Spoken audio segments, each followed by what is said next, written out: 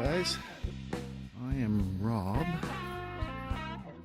This is Little Man Cave on the Prairie, and we've got some diffs.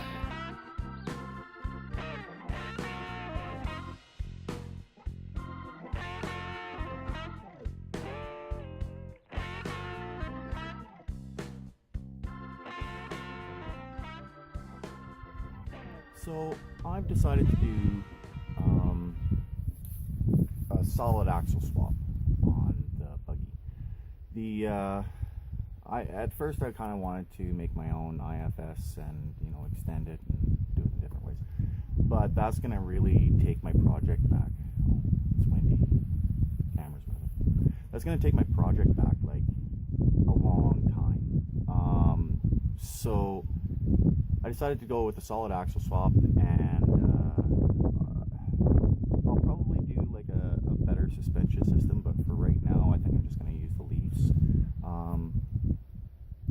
These already have the purchase on them for the spring over, so that saves me a little bit of time.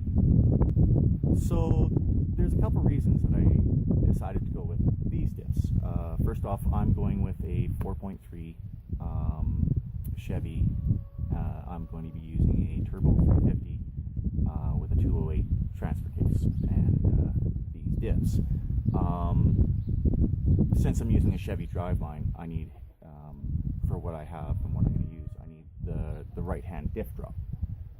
These are Scout diffs. Scout 2, I believe, only because, well, a good buddy of mine told me they are, and he knows his stuff. But they have disc brakes on the front end, so that would suggest the newer of the two.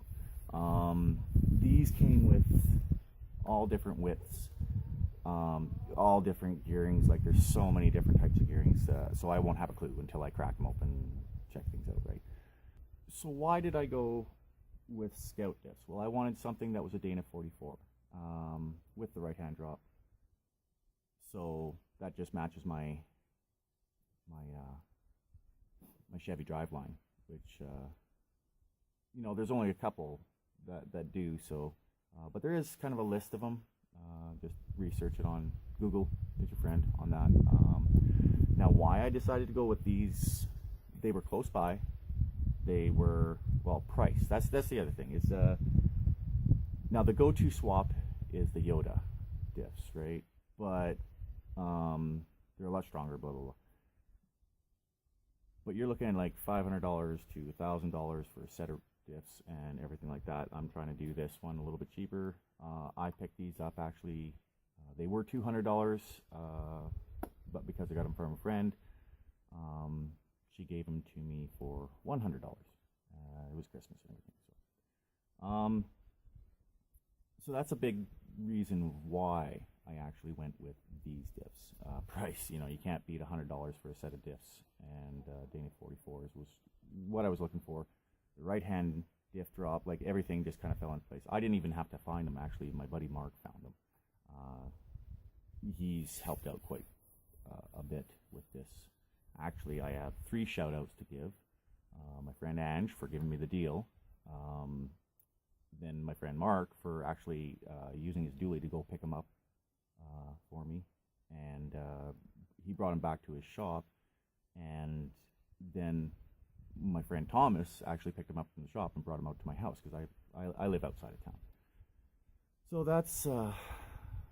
that was really nice of him, and I really appreciate it. It's, sometimes it's really handy to have good friends. They are a lot wider than the stock diffs, or the stock setup with the IFS. They are wider than Yoda axles, and with the buggy the way I want it, I can still come out more or less. This is the wider of the 2 different International Scout diffs that came out for this year, so that's good. Now there's a really good reason that I went with Scout diffs too, is that their wheel pattern is 5 by 5.5, so that fits. These are actually, the rims that are on here are off a Tracker. So that's, you know, I wouldn't have to switch rims. If I had, like say, a set of spacers and nice rims or something like that, I can still use these or those on this one. The only thing is that I found, and if you look over here, that bar is actually into the rim. So if you had stock Geo Tracker rims, I wouldn't say use those because they pinch on the inside of that rim and nothing turns then, right? So it's just, these were just kind of set on for rollers, but so they work for fine. But you need something with a little bit more offset, negative offset, to be on these dips. So like a stock Tracker Steely probably wouldn't do you. But yeah, I just wanted to let you guys know what we're up to. We've got a pile of stuff actually happening right now. We were flooded out this spring and I haven't made very many videos at all. So we got a pile of stuff. We got lights, switches, bumpers. We do have something pretty cool. I'll give you guys a sneak peek. We are gonna do something with this old, I have all the like doors and hoods and stuff like that, but we're gonna do something with it. And it's gonna be a crisscross between the Tracker